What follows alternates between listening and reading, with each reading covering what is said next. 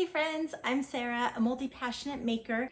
Today we are working on the slip knot.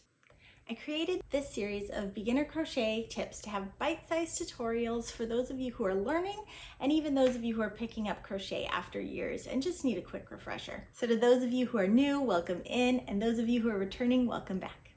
Let's jump right in and get that slip knot going. All right, let's jump into slip knots. Slip knots are one of the starting points if you're going to be making a chain. They're great for other parts of your crochet items as well. So we're going to go through and look at it. So when you have your slip knot, the difference between a regular knot and a slip knot is the loop, but it's also because you can easily untangle it. So we're going to go show you how to create your slip knot. Okay, I have several methods for you, so I'm going to go through each of them. This first one is just laying everything flat. We're going to go real basic here. You have your ball of yarn on the left, you have your cut end on the right.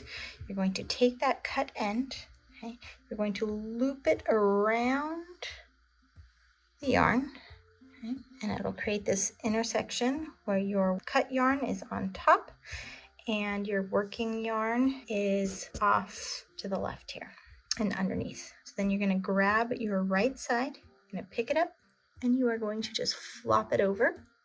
Okay. So now you have that working yarn is under your loop. So you're going to pinch, and then you can put your hook under there if you'd like, or just pinch it. And then you're going to pull. So notice how I'm pulling the opposite direction. So my cut yarn went one way, my loop went the other. And you can stick it onto your hook and just pull it tighter. Now, when you're on your hook, you don't want it to be so loose because then your stitches will be too loose. But you also don't want it to be so small down at the top here that your stitches are going to be so tight. You want it to be somewhere along the shaft here. I give myself a little bit of slack, a looser tension than most people, but I like to give myself a little bit of slack, especially when learning how to do this. If it's too tight, you can just pull the knot piece and kind of wiggle it bigger. And if it's too loose, you just pull those tail pieces apart and it tightens that up. Just like that. All right. The second method is kind of thinking of a pretzel. So what you're going to do is you're going to take your cut end, you're going to loop around just like we did before. But this time, instead of flipping over, we're going to take this tail and put it behind. So I'm going to just kind of tuck it behind and it makes this pretzel. I am not going to be touching this part of the pretzel. I'm going to only be touching this part of the pretzel. So I'm going to kind of pinch and grab that pretzel. I'm going to hold on to the two bottom and then I'm going to hook in and I'm going to slowly pull away. Okay. So now I have that slip knot ready to go. Our third method is using your fingers. You have your yarn, you have your tail. We're going to go around the underside. Okay. And then I'm going to twist it again. And you're going to notice I just made an X. Okay, we'll do that again. So around once.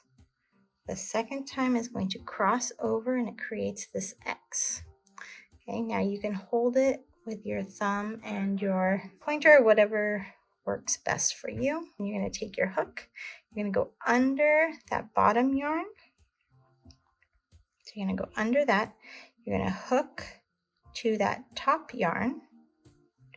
You're going to pull it out, but notice I'm going to slowly, you can see that I'm slowly twisting. So now I let go and I just pull down with what my tail that I was holding on to. And then you have your slip knot. All right, our last way is how I like to do it. It's kind of a combo of both, but I take my yarn, I wrap it around my finger, but this time instead of pulling my hook out and doing that, I just tuck the yarn under like that, kind of pinch it, let go, and then hold the bottom, hook into the top, and pull them apart. That's how I do it. It's more efficient for me that way. One of those ways will work for you because each of us kind of have a different feeling when it comes to working with yarn. Now make sure that you go back, pause, rewind, practice. Try each version so that you can find what works best for you and what is going to be the most comfortable to your hands. And now you're ready to go. If you found this video helpful, make sure you comment down below. Ask any questions if you need to. Make sure to give it a thumbs up and hit that subscribe button.